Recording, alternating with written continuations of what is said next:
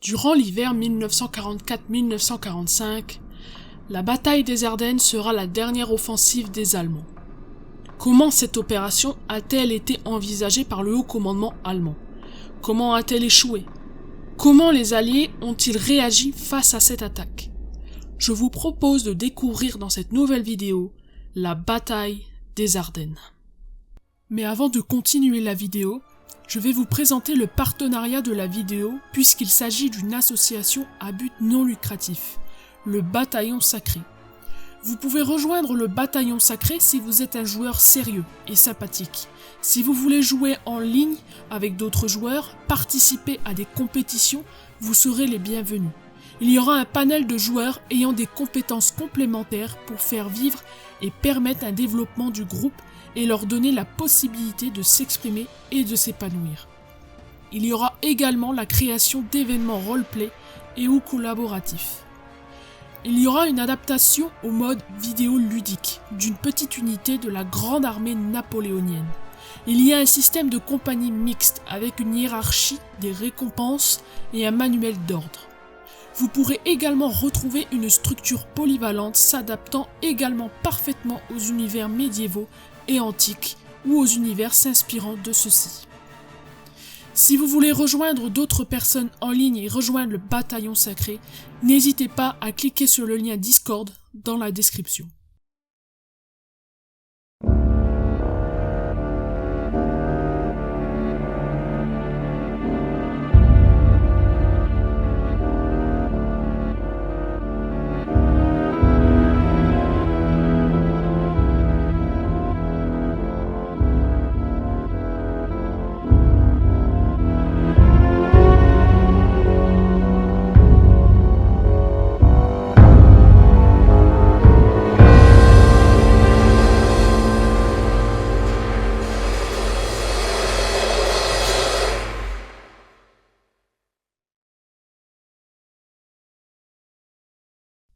Décembre 1944.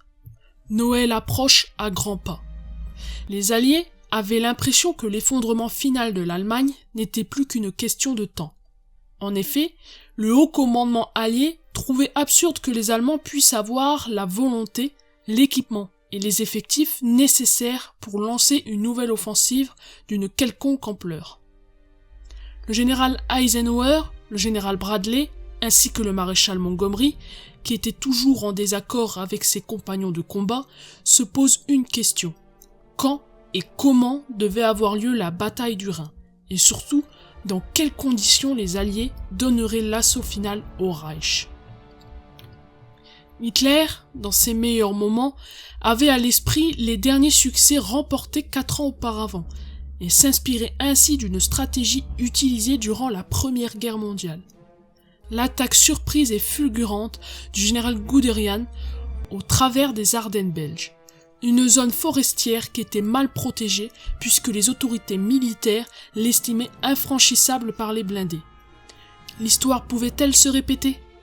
Cette fois encore, la leçon n'avait pas servi et les Ardennes n'étaient protégées que par les 4 divisions du général Middleton, sur un front qui s'étirait sur 150 km.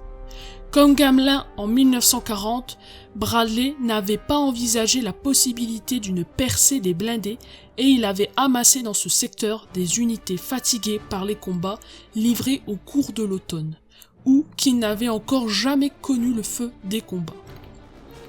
Dans ces conditions, Hitler pouvait aisément prendre les Alliés par surprise.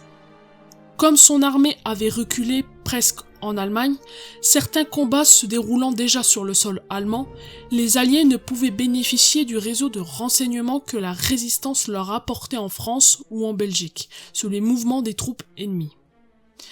Des informations avaient été fournies aux Alliés par des soldats faits prisonniers 2 semaines avant le début de l'opération. Mais, pour des raisons encore inconnues aujourd'hui, le commandement allié n'avait pas tenu compte de ces renseignements.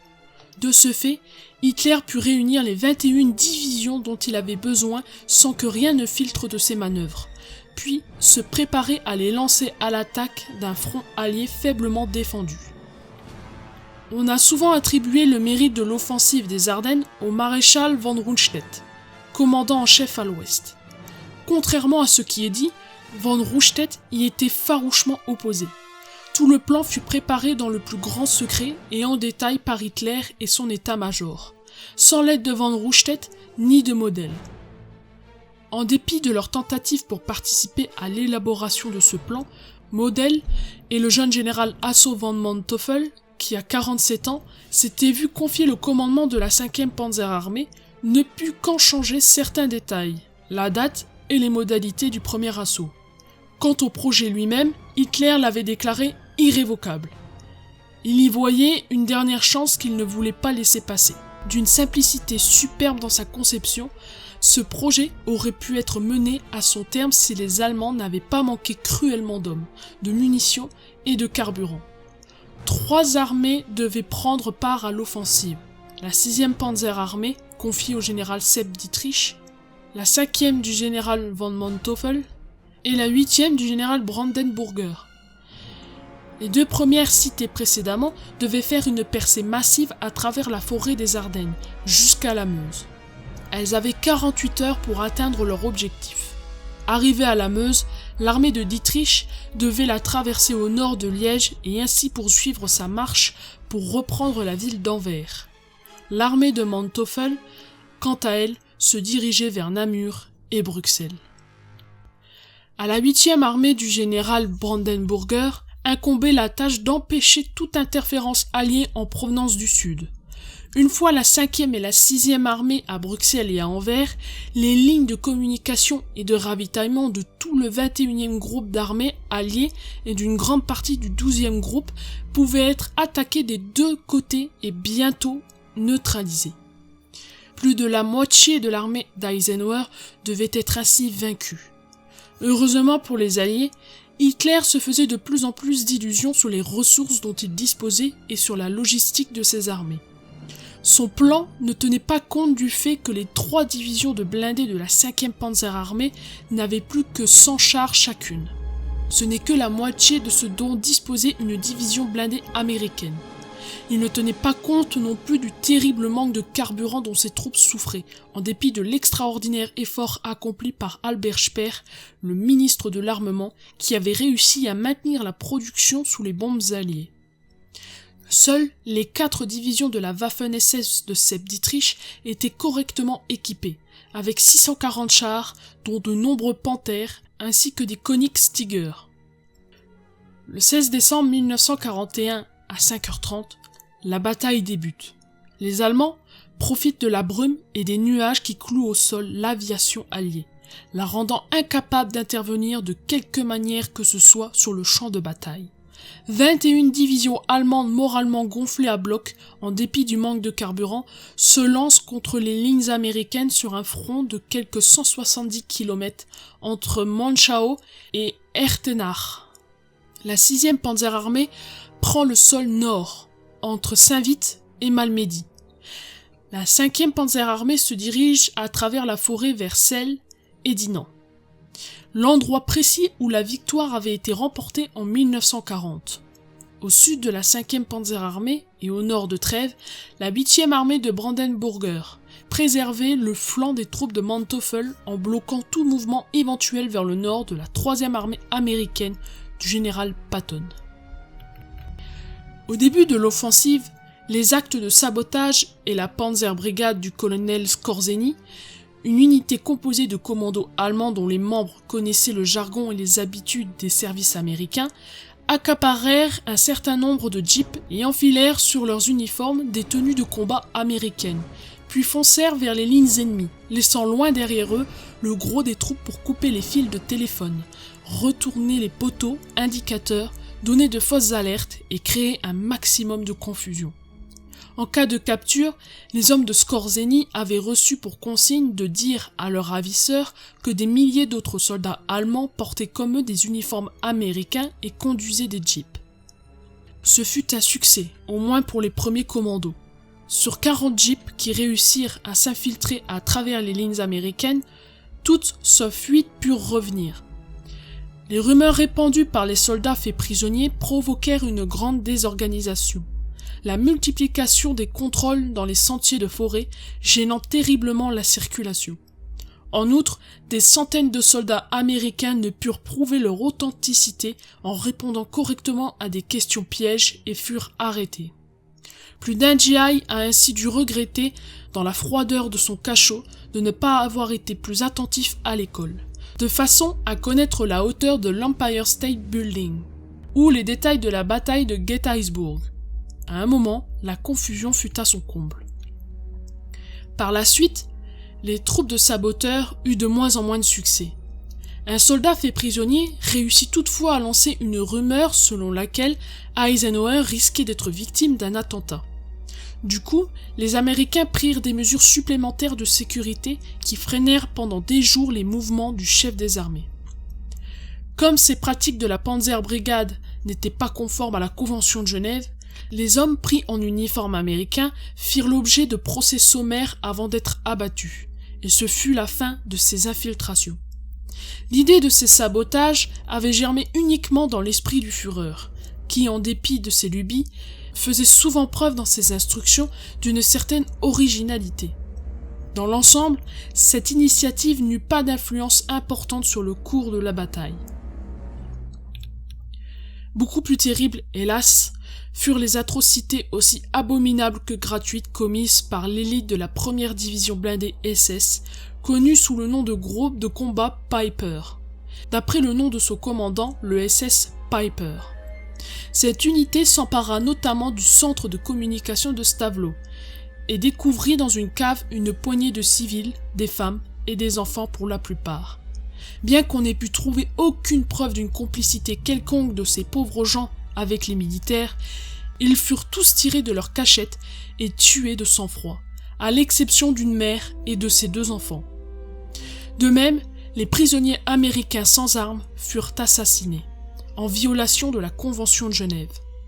Quant à ceux qui avaient commis ces crimes, qui survécurent à la guerre, ils devaient être très sévèrement jugés au lendemain des hostilités. La percée du groupe de combat Piper marquait en fait le début de la progression de la 6e Panzerarmée dans le secteur nord, où elle rencontra une résistance bien plus forte que prévu de la part de la 99e division d'infanterie, l'extrémité sud du 5e corps placé sous l'autorité du général Giraud. Ces hommes du 5e corps réussirent à empêcher Piper d'atteindre ses objectifs. Fait surprenant, Piper ne savait pas qu'à Stavelot, il se trouvait à moins de 2 km d'un grand dépôt de carburant assez mal gardé et où il aurait pu trouver 10 millions de litres d'essence, de ce carburant qui lui aurait été utile par la suite. Dans le secteur de Schneefeld, en revanche, la 5e armée de Manteuffel se trouvait au sud des positions de Dietrich, avait dès le 17 décembre réussi à encercler la 106e division américaine, une unité formée de soldats peu aguerris mais qui se battit avec courage, et avait amené 7000 soldats à se rendre. C'est le revers le plus important que les Américains aient essuyé en Europe en 1944 et 1945. Plus au sud, toujours dans le secteur de Von Manteuffel, les 58e et 47e Panzerkorps avaient également progressé vers Houffalize, afin de constituer une tête de pont sur la Meuse entre les Ardennes et Namur, bousculant les unités américaines surprises qui tentaient de s'opposer à eux. Le 47e corps allait traverser l'Our et prendre Bastogne, une position clé au carrefour de route d'une importance capitale, de sorte que le 17, les 2 corps avaient presque atteint leur objectif, Houffalize et Bastogne. C'est alors seulement que le haut commandement allié se mit à prendre l'offensive au sérieux et à réaliser que les forces d'Hitler visaient vraiment une victoire de la 11e heure. La 6e Panzerarmée s'approchait dangereusement du quartier général de la première armée américaine, qui avait dû se déplacer à la hâte vers l'arrière à Spa. Le 18 décembre, c'est la 7e division blindée qui avait dû se replier rapidement pour mieux résister à la progression allemande sur l'important carrefour routier de Saint-Vith. Mais ce carrefour fut pris par la 6e Panzerarmée, dans un étau tel qu'aucun détachement ne put se dégager pour venir au secours des régiments de la 106e division qui, eux, se trouvaient bloqués à Bastogne. il ne restait plus aux soldats américains qu'à se battre jusqu'au bout. Tandis que le 47e Panzerkorps approchait de cette ville, les régiments américains reçurent des renforts de la 9e division blindée américaine. Le 19 décembre, la 101e division américaine aéroportée arrivait finalement à Bastogne, avec un retard dû à une erreur de trajectoire, juste avant que la ville ne soit contournée par des chars de von Manteuffel et isolée du reste des forces américaines. Désormais, Bastogne possédait les moyens de résister à une pression allemande. La veille, le général Bradley avait appelé en renfort la 10e division blindée, ce qui amena 60 000 soldats supplémentaires dans cette poche devenue extrêmement dangereuse. Et dans les 8 jours qui suivirent, un contingent de 180 000 autres hommes vint les rejoindre. En même temps, la 30e division américaine stationnée à Aix-la-Chapelle était dépêchée vers Malmedy, puis au centre de Stavelot pour en déloger le groupe Piper avec l'aide de l'aviation. Piper se trouva non seulement coupé du reste de la 6e Panzer armée, mais aussi totalement privé de carburant. Le 24 décembre, ces soldats durent abandonner leurs chars, puis, après les avoir fait sauter avec des explosifs, battre en retraite à travers la forêt jusqu'aux lignes allemandes avancées. Au sud, von Manteuffel était plus heureux. Il avait repoussé les Américains hors de Saint-Vith et obligé les 7e et 106e divisions US à se replier sur les positions plus sûres. Une large brèche était ainsi ouverte dans le front allié. C'est pourquoi le général Eisenhower considéra qu'il fallait réagir très vite. Il demanda à Montgomery de diriger l'ensemble des forces terrestres au nord de la brèche et à Bradley de commander celles qui se trouvaient au sud. Le maréchal Montgomery voulut à tout prix avoir à ses côtés le général Collins, dit le fulgurant Joe Collins, déjà commandant du 7e corps américain, à qui il confia les 2e et 3e divisions blindées et les 75e et 84e divisions d'infanterie chargées de stopper l'avance de Manteuffel vers la Meuse. Au sud de la brèche, c'est au général Patton que Bradley confia la formidable tâche consistant à déplacer les 3e et 12e corps de la Sarre où ils se trouvaient vers Bastogne, pour soulager les défenses de cette ville, car ils étaient et restèrent plusieurs jours dans une position critique. Le général McAuliffe, qui était à leur tête, devait par la suite rester dans l'histoire non seulement pour l'âpreté de sa résistance, mais pour la réponse pour le moins laconique qu'il fit à l'offre de reddition du général Ludwig, Nutz. Avec une insistance toute germanique, les interlocuteurs allemands s'informent de l'exacte signification de ce mot. Le jeune interprète réfléchit pour livrer finalement cette traduction. Allez au diable. Le 23 décembre, il y eut un changement de temps providentiel pour les Alliés. La disparition des nuages et de la brume permit à l'aviation de frapper des coups très durs, avec 2000 sorties le premier jour et 15 000 les 3 suivants. De nouveaux renforts américains affluèrent au nord de la poche allemande, et von Rundstedt demanda pour la 2e fois à Hitler de renoncer à son offensive. Une fois encore, Hitler opposa un refus. La veille de Noël, les défenseurs de Bastogne effleurèrent de très près la défaite, mais ils tiennent bon. Le lendemain, les blindés allemands jouèrent leur va-tout pour pénétrer dans Bastogne, mais en vain. Le 26 décembre à 16h45, la bravoure des soldats de McAuliffe fut enfin récompensée. Le contact put être établi avec la 4e division blindée du général Gaffy, qui avait réussi à faire une percée. De son côté, le général Patton poursuivait son avancée à partir du sud, et le 24 décembre, il repoussait les Allemands de la 7e Panzerarmée, menaçant bientôt le flanc des troupes de Manteuffel, dont la progression vers la Meuse se poursuivait. Hitler faisait appel à ce qui devaient être ses troupes de réserve, les 9e et 15e divisions de panzergrenadiers, pour porter secours à von Manteuffel en difficulté face aux soldats du général Collins. Mais ce dernier finit par l'emporter et reprit Celle, ville située à quelques kilomètres seulement de la Meuse, le jour même de Noël. La bataille des Ardennes était à un tournant. Hitler devait renoncer à son rêve. Ses troupes n'arriveraient pas jusqu'à la Meuse. La retraite de la 5e Panzerarmee commença le lendemain de Noël. Von Manteuffel, enragé de voir que les renforts dont il avait besoin étaient arrivés trop tard, au moment où le manque de carburant l'empêchait de les utiliser. La dernière contre-attaque d'Hitler avait échoué. Des deux côtés, les pertes avaient été lourdes. Mais si les Alliés pouvaient remplacer les munitions et l'équipement détruits, ce n'était pas le cas pour les Allemands. En tout, les Américains avaient eu 76 890 hommes tués ou blessés. Les Allemands, 81 834. Plus de 700 chars et plus de 590 avions américains avaient été détruits, contre 324 chars et 320 appareils du côté allemand. Néanmoins, ces pertes étaient proportionnellement égales si l'on tient compte de l'ensemble des armes jetées par chaque camp dans la bataille.